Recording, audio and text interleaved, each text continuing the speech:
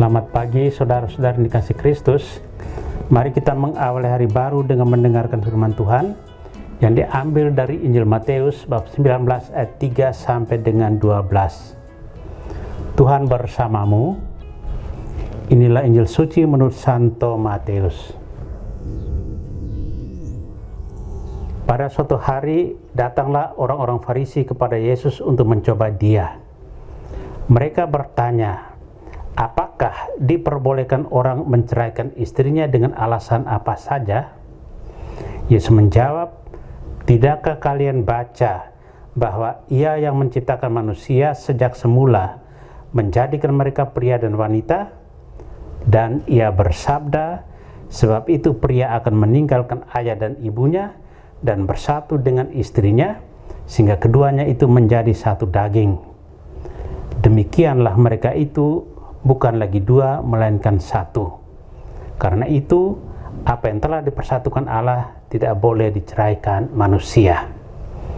Kata mereka kepada Yesus, jika demikian, mengapa Musa memerintahkan untuk memberi surat cerai jika orang menceraikan istrinya? Kata Yesus kepada mereka, karena ketegaran hatimu, Musa mengizinkan kalian menceraikan istrimu. Tetapi sejak semula tidaklah demikian. Tetapi aku berkata kepadamu, barang siapa menceraikan istrinya kecuali karena zina, lalu kawin dengan wanita lain, ia berbuat zina. Maka murid-murid berkata kepada Yesus, jika demikian halnya hubungan antara suami dan istri, lebih baik jangan kawin. Akan tetapi Yesus berkata kepada mereka, tidak semua orang dapat mengerti perkataan itu, hanya mereka yang dikaruniai saja. Ada orang yang tidak dapat kawin karena ia memang lahir demikian dari rahim ibunya, dan ada orang yang dijadikan demikian oleh orang lain, dan ada orang yang membuat dirinya demikian karena kemauannya sendiri demi kerajaan surga. Siapa yang dapat mengerti, hendaklah ia mengerti. Demikianlah sabda Tuhan. Saudara-saudara dikasihi Kristus, tema yang kita renungkan hari ini, cinta dan kesetiaan.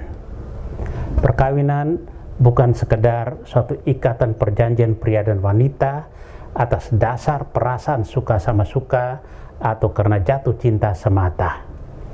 Perkawinan adalah suatu peristiwa iman di mana Allah sendirilah yang mempertemukan, menyatukan, dan akan melestarikan ikatan kasih tersebut.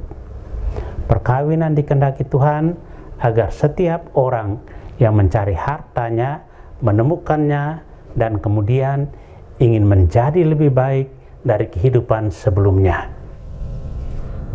Pada zaman ini tidak dapat dipungkiri bahwa angka perceraian dalam keluarga semakin bertambah. Kasus-kasus perkawinan dalam gereja juga semakin meningkat.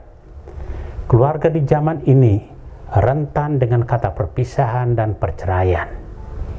Nilai-nilai perkawinan telah bergeser dari kesatuan menjadi kecocokan, dan dari hidup bersama dalam suka dan duka menjadi hidup bersama dalam kesenangan dan kenyamanan. Jika tidak cocok, ya cerai. Jika tidak senang dan nyaman hidup dalam keluarga, mari berpisah saja. Itulah cara menghadapi hidup yang keliru dan bertentangan dengan semangat Injil. Yesus mengajarkan bahwa perkawinan adalah suatu peristiwa sakral di mana Allah hadir dalam seluruh kehidupan manusia. Maka sabda Tuhan hari ini ingin mengembalikan nilai-nilai luhur perkawinan itu adalah kesatuan cinta yang tidak terputuskan oleh siapapun kecuali maut. Demikianlah mereka bukan lagi dua melainkan satu. Karena itu apa yang sudah dipersatukan Allah tidak boleh diputuskan oleh manusia. Saudara-saudari, pertanyaannya, apa yang bisa kita lakukan agar cinta dan kesetiaan benar-benar hidup di dalam setiap relasi pertemanan dan persahabatan kita, bahkan yang lebih penting di dalam keluarga kita masing-masing.